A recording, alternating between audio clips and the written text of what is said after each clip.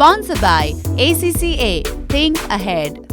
Supported by Himalayan White House International College, Putali Sadak, Kathmandu.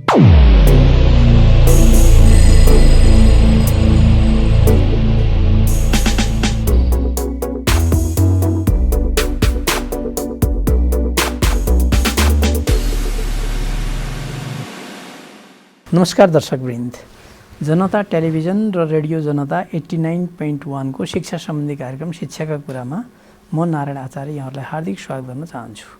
दर्शकवृन्द, शिक्षालाई विकासको प्रमुख पूर्वाधारका रूपमा लिइन्छ।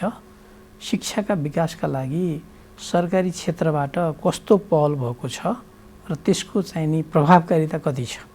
कोभिड-19 ले थिलो भएको शिक्षा क्षेत्र अब कसरी तङ्ग्रिँदै अगाडि बढ्नेछ र यसका सन्दर्भमा सरकारवाला निकायहरू तहहरूबाट कस्ता खालका प्रयासहरू भएका छन् भन्ने सन्दर्भमा हामी कुराकानी गर्नेछौँ। समग्रमा आजको कार्यक्रममा हामीले शिक्षाका नीतिगत कुराहरूलाई उठान गर्नेछौँ र आज त्यस सन्दर्भमा कुराकानी गर्नका लागि हाम्रो अतिथि हुनुहुन्छ माननीय विद्या भट्टराई, कास्की क्षेत्र नम्बर 2 बाट निर्वाचित विद्या भट्टराई अहिले शिक्षा तथा स्वास्थ्य समिति प्रतिनिधि सभाको शिक्षा तथा स्वास्थ्य समितिको सदस्य पनि हुनुहुन्छ र शिक्षा सम्बन्धी विशेष जानकार व्यक्तित्व पनि हुनुहुन्छ। म उहाँलाई कार्यक्रममा हार्दिक स्वागत गर्न चाहन्छु। धेरै धेरै स्वागत छ। हजुर, धन्यवाद। आराम हुनुहुन्छ? हजुर, ठिक छु।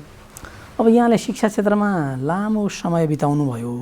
पहिला विद्यार्थी कालमा पनि यहाँले विद्यार्थी राजनीति गर्दाखेरिमा त्यो सङ्गठन मार्फत यहाँ सक्रिय रहनुभयो र अब अहिले पनि अब यहाँ शिक्षा क्षेत्रसँग अलिकति बढी सम्बन्धित हुनुहुन्छ।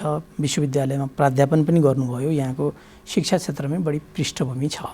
अब यो कोभिड-19 बाट जुन थिलो भएको शिक्षा क्षेत्र छ, यसलाई पुनर्जागृत गर्ने हिसाबबाट यो संसदीय समिति शिक्षा तथा स्वास्थ्य समितिमा के कस्ता खालका कुराहरू यहाँले उठाउनु भएको छ?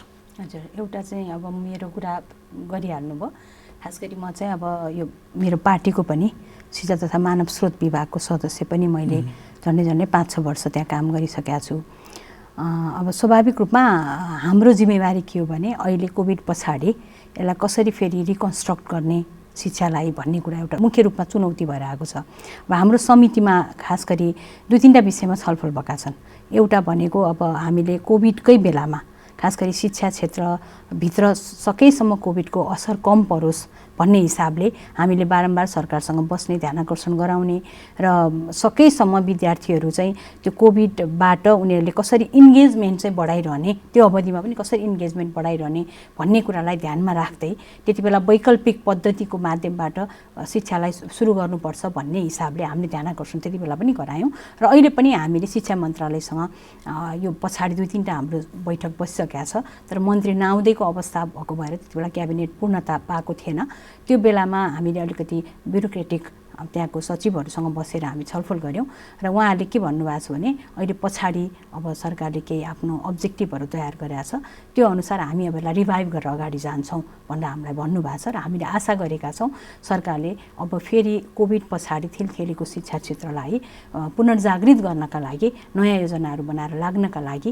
हामीलाई एक खालको उहाँहरूले आशा देखाउनु भएको छ। त्यो आशा पुरा गर्नुहुन्छ भन्ने लाग्छ।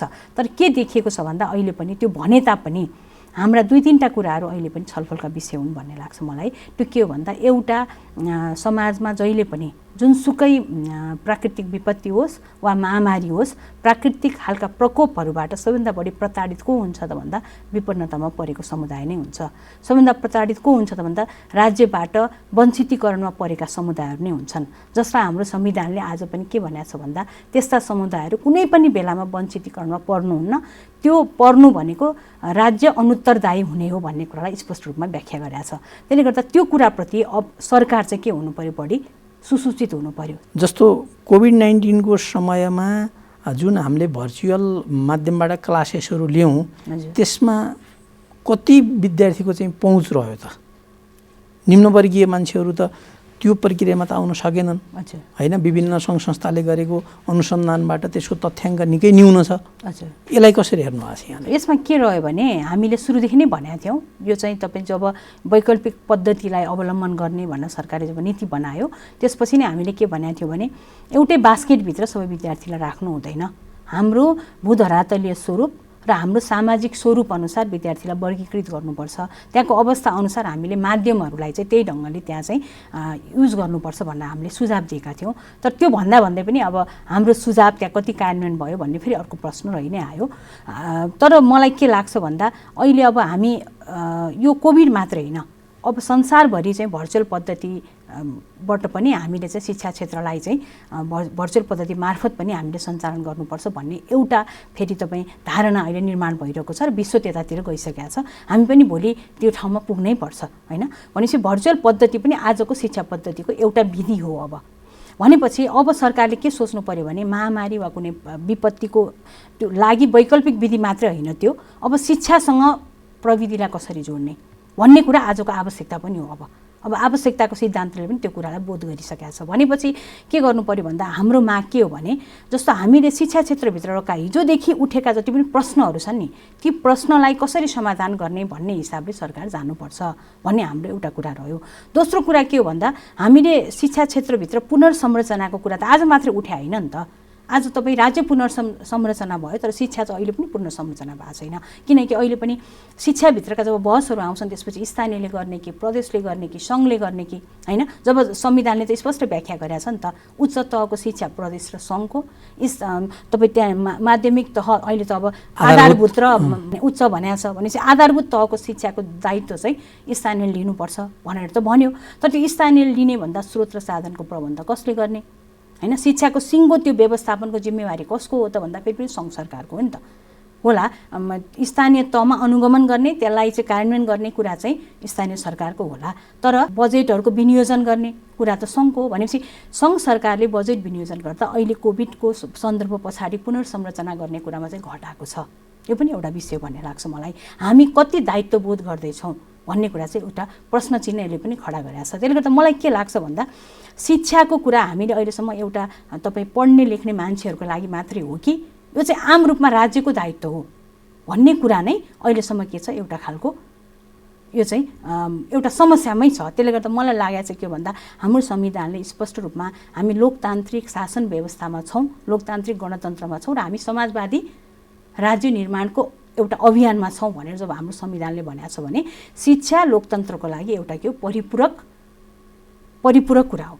जब हामी जनतालाई शैक्षिक रूपमा जागरुक बनाउन सक्दैनौँ, उनीहरूलाई चाहिँ तपाईँ अनिवार्य शिक्षा पद्धति मार्फत समाज परिवर्तनको अभियानमा लगाउन सक्दैनौँ, त्यति बेलासम्म हामी समाजवादको परिकल्पना गर्न पनि सक्दैनौँ। त्यसले गर्दा शिक्षा र लोकतन्त्र परिपूरक हो भन्ने कुरा राज्यले दायित्वबोध गर्नु पर्यो। संविधानमा त्यो कुरा हामीले विशिष्ट ढङ्गले व्यवस्था गरेका छौँ, तर संविधानमा व्यवस्था गरे अनुसारको हाम्रो कार्यक्रम योजना चाहिँ अहिले पनि के छन्, फितलो छन्। त्यो बजेटबाट पनि देखिया छ, किनकि 10% पनि हामीले शिक्षामा बजेटलाई चाहिँ तपाईँ कार्यान्वयन गर्न सकेका छैनौँ। अनि बजेट तोकेर पनि त्यो बजेट कति तलसम्म कार्यान्वयन भएको छ भन्ने कुरा फेरि अर्को के छ, सोसल अडिटको विषय छ होइन आज पनि। भनेपछि मलाई के लाग्छ भन्दा शिक्षा र लोकतन्त्र बीचको समायोजन जबसम्म हुन सक्दैन नि त्यति बेलासम्म हामी यो मुलुक परिवर्तन भयो भन्ने आभास दिन सक्दैनौँ। जस्तो शिक्षामा राज्यले कम लगानी गरेको छ त्यो एउटा पाटो भयो हजुर होइन। अरू देशको जुन अभ्यास छ त्यसको तुलनामा यहाँ शिक्षामा बजेट कम छुट्याइएको छ। तर त्यसका बावजुद जति यो कार्यान्वयन हुनुपर्ने हो, यसको प्रभावकारिता जति हुनुपर्ने हो त्यो देखिँदैन। जस्तो हामीले निजी र सार्वजनिक शिक्षाको बिचमा हामीले हेऱ्यौँ भने सरकारले दुई खाले शिक्षा एकैपटक गरिरहेको छ। धनीमानीले एक लेभलको शिक्षा लिएका छन् अनि गरिबहरूले एक लेभलको शिक्षा लिएका छन् र सार्वजनिक शिक्षालाई सुधार गर्नका लागि सरकार अलिकति उदासीन भएको पनि देखिन्छ होइन। जति बजेट खर्च भएको छ, तालिम प्राप्त शिक्षक त्यहीँ, योग्यता पुगेका शिक्षक त्यहीँ, सबै हुँदाहुँदै पनि हामीले त्यसलाई चाहिँ परीक्षा फलका आधारमा मूल्याङ्कन गर्ने हो भने त्यो अत्यन्त न्यून छ। त्यसकारणले यो पक्षलाई चाहिँ संसदीय समितिले, शिक्षा तथा स्वास्थ्य समितिले चाहिँ त्यहाँ छलफल गर्नुपर्ने होइन?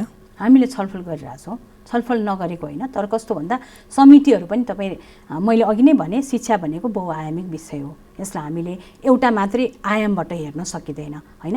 समितिहरू पनि कस्तो भन्दा समिति सञ्चालन भइरहेको अलिकति तपाईँ राजनीतिक हिसाबले द्वन्द्व नभएको अवस्थामा जसरी समितिले काम गर्न सक्छ, अहिले पछिल्लो अवधिमा करिब हामीले 1.5-2 वर्षको अवधि हेऱ्यौँ भने राजनीतिक उतार चढावको अवस्था छ। त्यो उतार चढावले समितिका बैठकदेखि हरेक कुरालाई प्रभाव पार्ने नै भयो होइन। तर पनि हामी यी मुद्दाहरूबाट बाहिरिएका छैनौँ।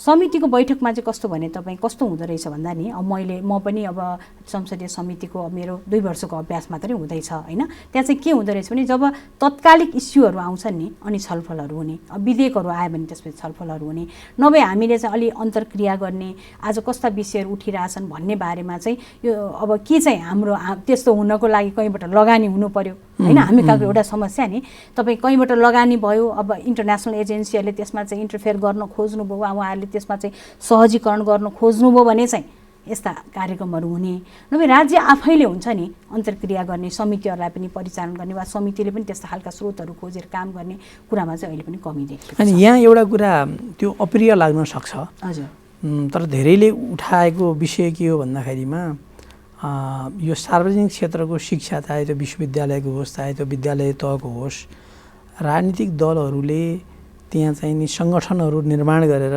होइन व्यापक राजनीतिकरणका कारणले गर्दाखेरिमा यो बिग्रिया छ।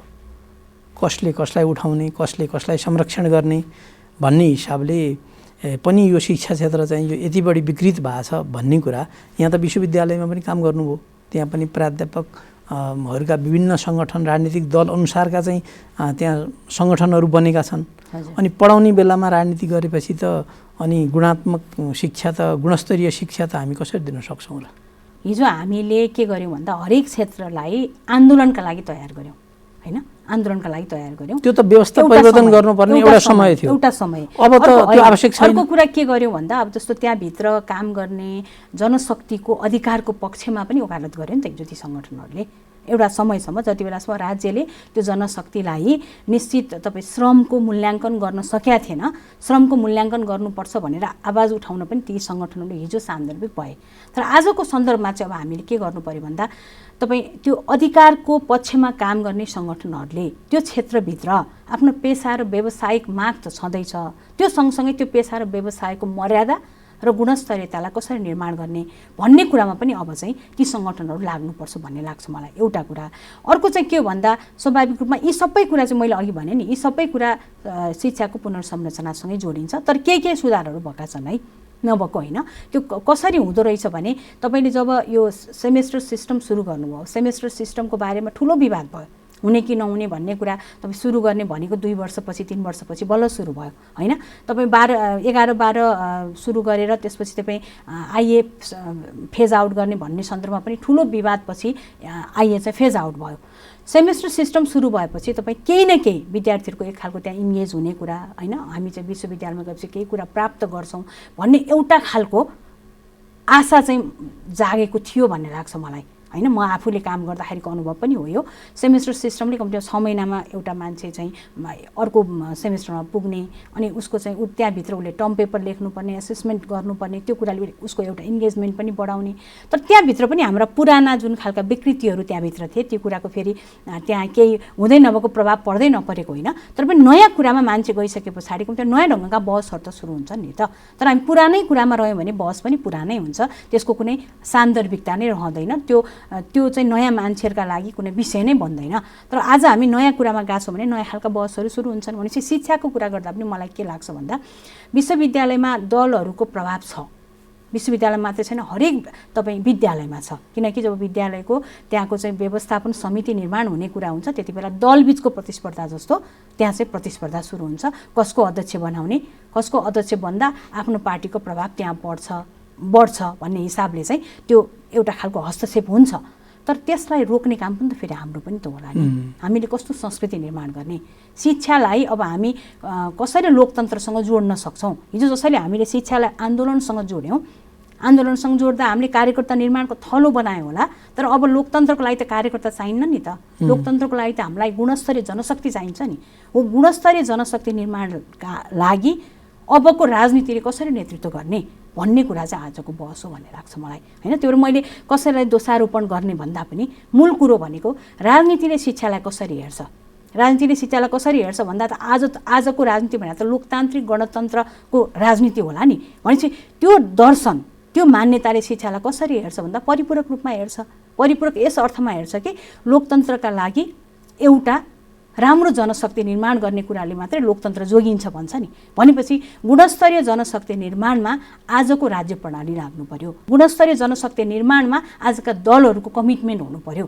अनि बल्ल हामीले आज भनिरहेको शिक्षामा जुन खालको एउटा आचार छैन भनिरहेछौँ, जुन खालको एउटा दलीय हस्तक्षेप छ भनिरहेछौँ, त्यो कुरालाई सबैले तपाईँ मनन गर्दा मात्रै हामी त्यसलाई समाधान गर्न सक्छौँ, नभए एउटा दलका कुराले मात्रै यो हुँदैन भन्ने लाग्छ मलाई। यहाँले चाहिँ नि संसदीय समितिमा अथवा चाहिँ राजनीतिक मञ्चहरू राज्यका विभिन्न चाहिँ नि निकायमा तहमा यहाँले शिक्षा क्षेत्रसँग सम्बन्ध राख्ने हिसाबबाट विद्यार्थीका समस्या शिक्षकका समस्याहरूलाई उठान गर्नु पर्यो नि त। जस्तै मानौँ कि अहिले शिक्षा सेवा आयोग हजुर त्यति विधि चाहिँ दरबन्दीहरू खाली भएको छ, उसले चाहिँ नि परीक्षा गर्न सकिराखेको छैन वर्षौँबाट।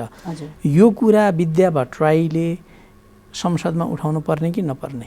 होइन, मैले उठाइरहेको छु नि। जस्तो के हो भन्दा तपाईँ हामीले शिक्षा ऐन तुरुन्त ल्याउनु पर्यो भनेर बोलेका छौँ होइन। त्यसपछि मैले चाहिँ तपाईँ जस्तो यो बाल विकासका शिक्षकहरू कर्मचारीहरू जसलाई चाहिँ असाध्यै थोरै उहाँहरूको चाहिँ तलबमा उहाँले काम गरिरहनु भएको थियो होइन, त्यो विषयलाई हामी 3-4 जना सांसदहरूले एकदम दह्रो ढङ्गले संसदमा उठायौँ। बाल विकासका शिक्षकहरू त्यसपछि तपाईँ कर्मचारीहरूलाई कम्तीमा पनि श्रम ऐनमा तोके बमोजिम तलब दिनु पर्यो नि त। अहिले त 5,000 6,000मा उहाँहरू काम गरिरहनु भएको छ, जबकि एउटा बालबालिकाको मानसिकता डेभलपमेन्ट गर्ने जिम्मेवारी उहाँलाई राज्यले दिएको छ। उहाँ आफै चाहिँ होइन एउटा खालको श्रम शोषणमा परेर कसरी काम गर्न सक्नुहुन्छ भनेर हामीले स्पष्ट रूपमा त्यहाँ बोलेका छौँ होइन।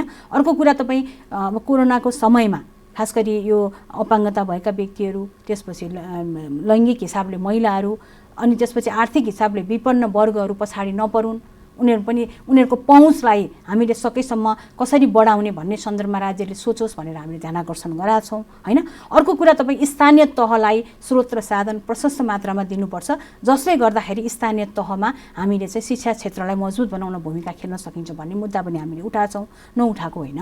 तर कस्तो भन्दा अब यहाँ के हुन्छ भन्दा आवाज कसले उठायो, कुन ठाउँबाट उठायो भन्ने भन्दा पनि व्यक्ति कसले बोल्यो भन्ने आधारमा मिडियाहरू पनि बढी प्रभावित हुने गर्छौँ होइन। विद्या भट्टराईको बोली मिडिया अब तपाईँहरूका लागि भरोसिलो नलाग्न सक्छ नि त। म भन्दा ठुलो नेताले बोल्यो भने सबैले वर्षौँदेखि देखेको चाहिँ अभ्यास के हो भने शिक्षा क्षेत्रमा मान्छेहरूलाई राम्रा मान्छेलाई आकर्षित गर्नु पर्यो। जस्तो अहिले हाम्रो समाजमा शिक्षण पेसा गर्ने मान्छेप्रतिको दृष्टिकोण त जगजाहेर छ नि त। त्यसलाई विस्तृत व्याख्या नगरौँ, एउटा शिक्षकलाई हेर्ने दृष्टिकोण भावात्मक पक्ष छ, त्यसमा परिवर्तन गर्न जरुरी छैन र शिक्षा भनेको त अब यहाँले लोकतन्त्रसँग जोड्ने भन्नुभयो, राजनीतिक भाषामा शिक्षालाई समृद्धिसँग जोड्नु पर्यो नि। हाम्रो देशमा कस्तो खालको शैक्षिक जनशक्तिहरू चाहिएको हो भन्ने कुरा राज्यले प्लानिङ गर्नु पर्यो नि त, होइन र? अनि यो सन्दर्भमा राज्यका चाहिँ नि पोलिसी फर्म गर्ने निकायहरू धेरै उदासीन भएको पाइन्छ। पाठ्यक्रम 20औं वर्षसम्म परिवर्तन हुँदैन यो देशमा। बाउले जुन चाहिँ नि पाठ्यपुस्तकहरू पढ्यो छोरोले त्यही पढ्ने अवस्थाबाट त हामी गुज्रेका छौँ नि त। यहाँले प्राध्यापन गर्दाखेरिमा पनि आफूले जे पढियो त्यही पढाइयो हामीलाई वर्षौँसम्म। यो स्थितिमा त सुधार ल्याउनु पर्यो नि त। त्यस्तो पनि छैन। हामी अलि कहिलेकाहीँ के गर्छौँ भन्दा अलिकति एउटा खालको एजम्सनबाट कुरा गर्छौँ होइन। बिचमा तपाईँ केही पाठ्यक्रमहरू सुधार हुने कुरा, पाठ्यक्रम चाहिँ अहिलेको हाम्रो राजनीतिक प्रणाली अनुसार हाम्रो संवैधानिक व्यवस्था अनुसार त्यसलाई जोड्ने कुरा त्यो विद्यालयमा पनि छन्। तर कस्तो छ भन्दा अहिले पनि हामी समाज परिवर्तनका आयामहरूसँग शिक्षालाई जोडिरहेको चाहिँ छैनौँ होइन। जुन सामाजिक मनोविज्ञानको विकास गर्ने कुरामा जसरी शिक्षा जोडिनु पर्छ त्यतातिर हामी अझै पुग्न सकेका छैनौँ, त्यो ग्याप छ। अनि तपाईँले भन्नुभयो जस्तै राजनीतिक दलहरूको प्राथमिकता शिक्षामा छैन।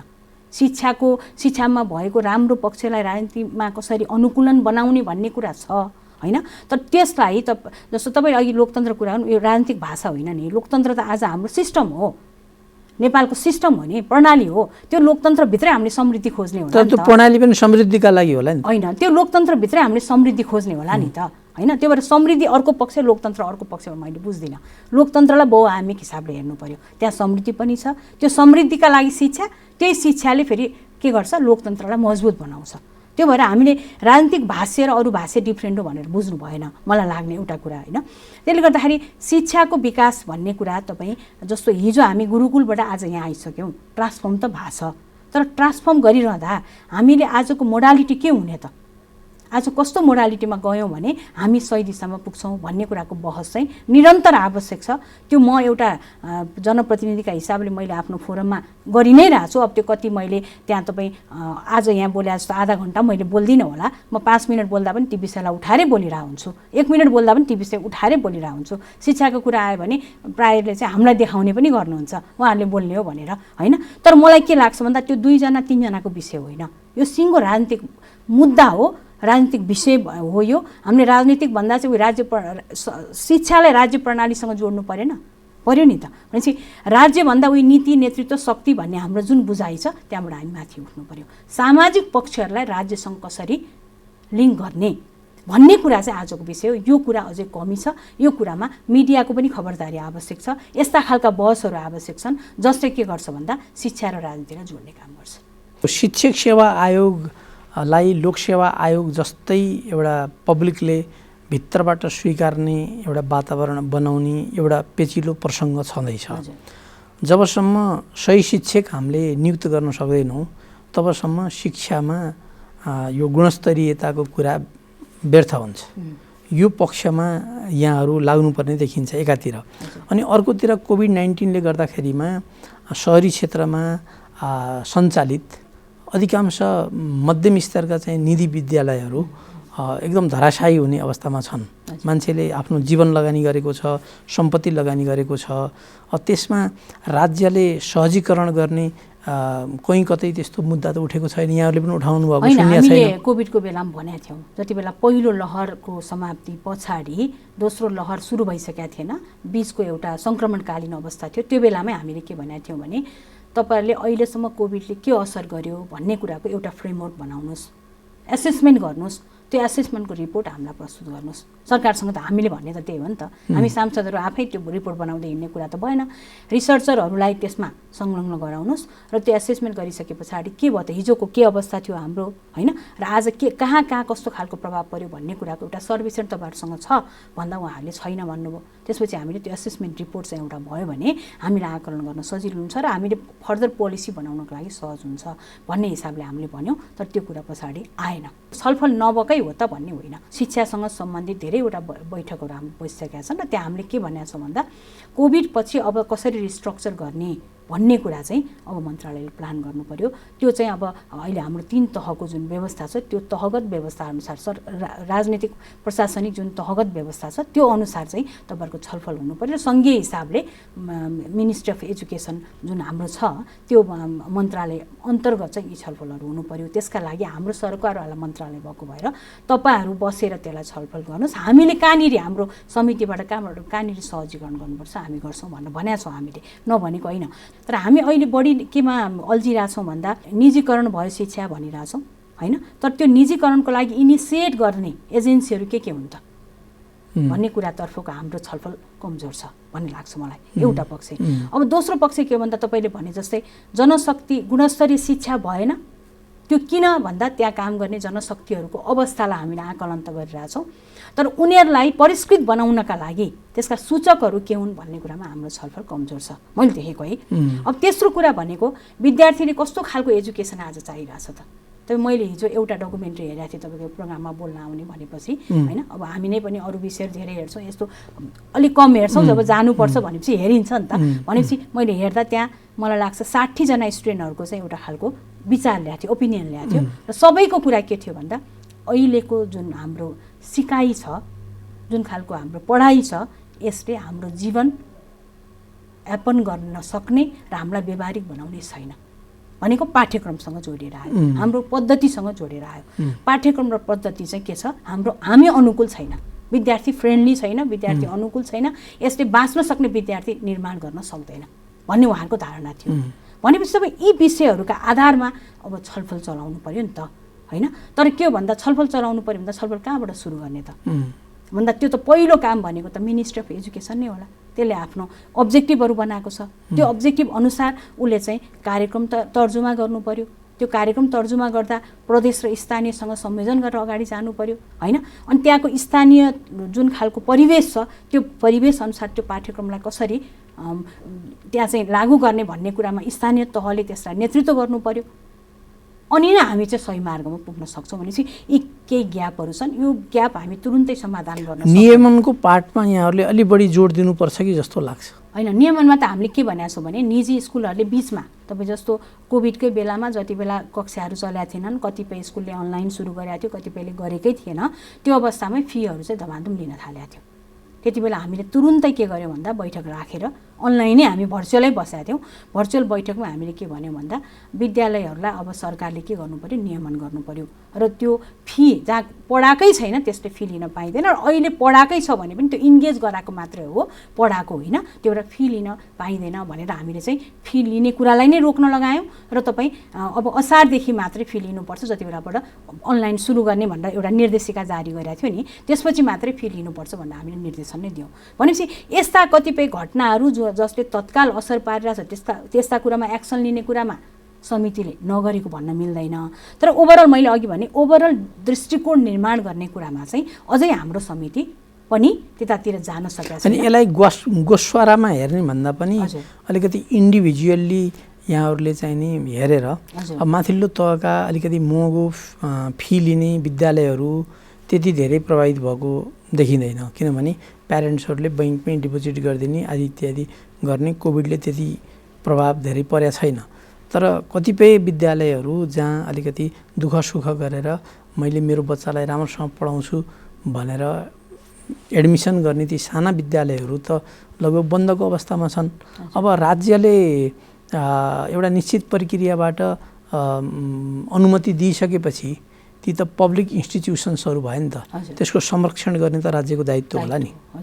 कि अनुमति दिनु भएन, अनुमति दिइसकेपछि त एउटा सामुदायिक विद्यालयबाट लिने सर्टिफिकेट र निजी विद्यालयबाट लिएको सर्टिफिकेटको मान्यता त उही हो नि, राज्यले मान्यता दिए जस्तै नै हो। त्यसकारणले यो कुरामा शिक्षा समितिमा गम्भीर रूपमा कुराकानी उठोस् भन्ने धेरैको चाहना पनि छ। हजुर, होइन हामीले उठाएको पनि हो। त्यति बेला हामीले के भन्यौँ भन्दा जुन विद्यालयहरू अब चल्न सक्दैन निजी विद्यालयहरू, त्यस्तो विद्यालयहरूलाई चाहिँ खारेज गरियोस् र त्यसलाई सामुदायिकमा मर्ज गरियोस्, ती विद्यार्थीहरूलाई सामुदायिक उनीहरूलाई कम्पेन्सेसन दियोस् भनेर हामीले त्यति बेला पनि भने हो, नभनेको होइन। तर कस्तो भन्दा तपाईँ हरेक कुरा हरेक पटक त उठ्दैन नि त, एउटा समयमा उठ्छ, त्यसलाई सम्बोधन हुन्छ, सम्बोधन भइसके पछाडि फेरि नयाँ ढङ्गले जानुपर्ने हो। तर हाम्रो चाहिँ के हुन्छ भन्दा समितिमा धेरै कुरा उठ्छ, अब त्यो सरकारले त्यही हिसाबले सम्बोधन गर्ने खालको अभ्यास चाहिँ कमजोर छ। फेरि यहाँहरूले समन्वय र सहयोग गर्ने काम समितिबाट हुन्छ। हजुर, हामीले त्यो कार्यान्वयन त सरकारले गर्नु, कार्यान्वयन त सरकारले गर्नु पर्यो। हामी त निर्देशन दिने हो, अझ समिति त निर्देशन दिने हो। निर्देशन दिएपछि त्यसको अनुगमन गर्ने कुरामा होला हामीले पनि अब सधैँ उपसमिति बनाएर अनुगमन गर्नु त सक्दैनौँ। कतिपय हामी समितिका सदस्यहरू आफ्नो हिसाबले अनुगमन गरिरहेका हुन्छौँ अवस्थाको बारेमा। भनेपछि त्यसपछि फेरि अर्को बैठकमा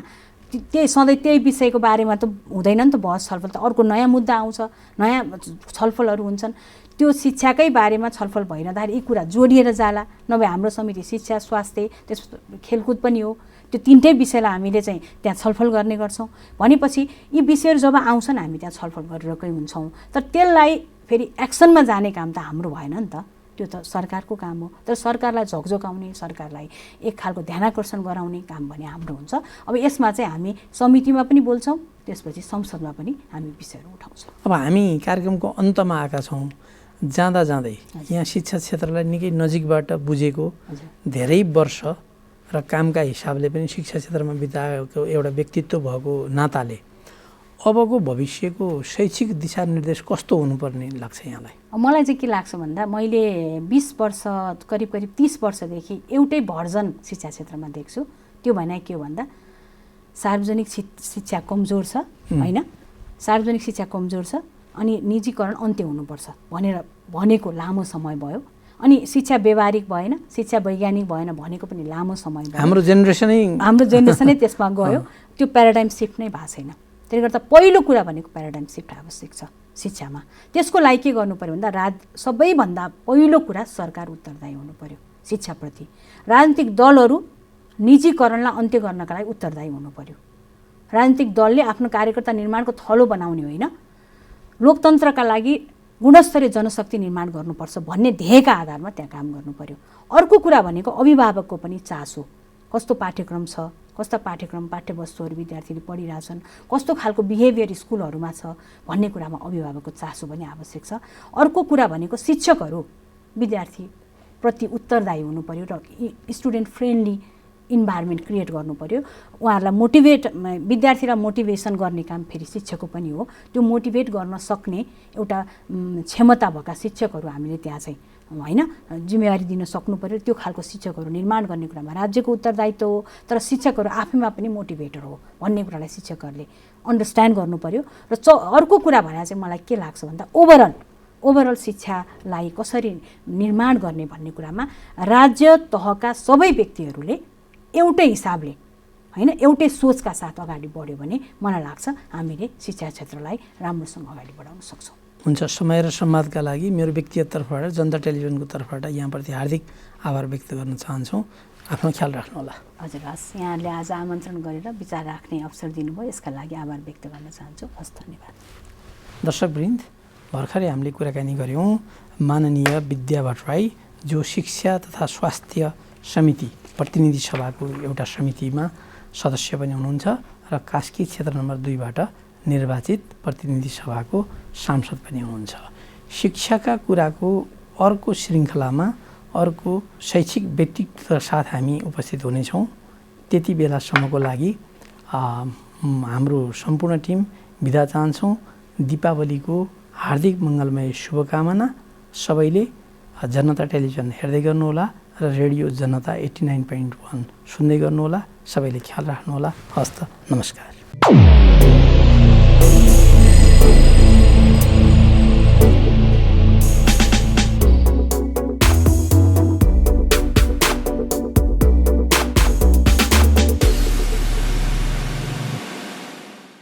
Sponsored by ACCA. Think ahead. Supported by Himalayan White House International College, Putali Sadak, Kathmandu.